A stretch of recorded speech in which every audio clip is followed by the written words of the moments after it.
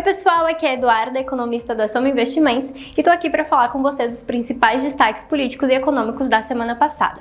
Começando pelo cenário internacional, o principal destaque é o confronto entre a Rússia e a Ucrânia. Então a Rússia invadiu a Ucrânia e com isso diversos países começaram a impor sanções ao país russo. Os Estados Unidos, por exemplo, anunciou uma série de sanções a bancos russos e também a famílias e empresas russas, mas é interessante a gente notar que apesar de serem sanções históricas, ainda não foram anunciadas sanções com relação ao alumínio, à energia e também ao sistema ali financeiro SWIFT, que seriam sanções mais rigorosas. A gente, claro, já sente impactos desse confronto, principalmente na inflação global, e aí isso impacta também aqui o Brasil, né? A gente vê um aumento bastante expressivo das commodities, principalmente do petróleo, também aumento de gás natural e principalmente de alguns grãos e de fertilizantes. A Ucrânia aí é o terceiro maior exportador de grãos do mundo e a gente deve sentir impacto então na inflação, nos preços de milho e principalmente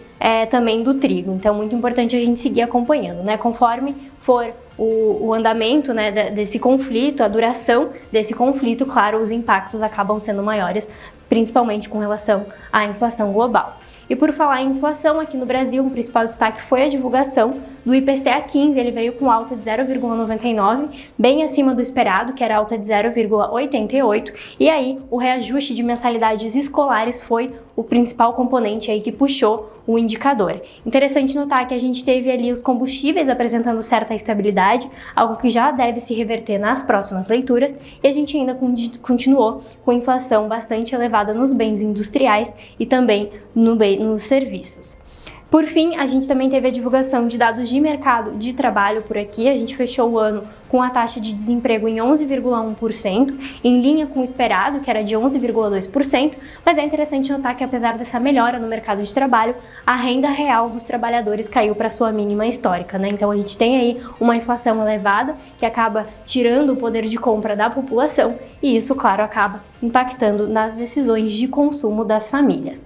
No cenário político, a gente não teve desdobramentos, né, evoluções positivas com relação à questão dos combustíveis ali no Congresso, mas agora, né, o aumento das commodities, do preço do petróleo no cenário internacional deve colocar pressão para que se tenha uma resolução com relação a isso depois do Carnaval. Para essa semana a gente tem basicamente o feriado, né, o que tira aí dias de mercado e de divulgação de indicadores, mas o principal destaque acontece na sexta-feira com a divulgação do PIB do quarto trimestre de 2021.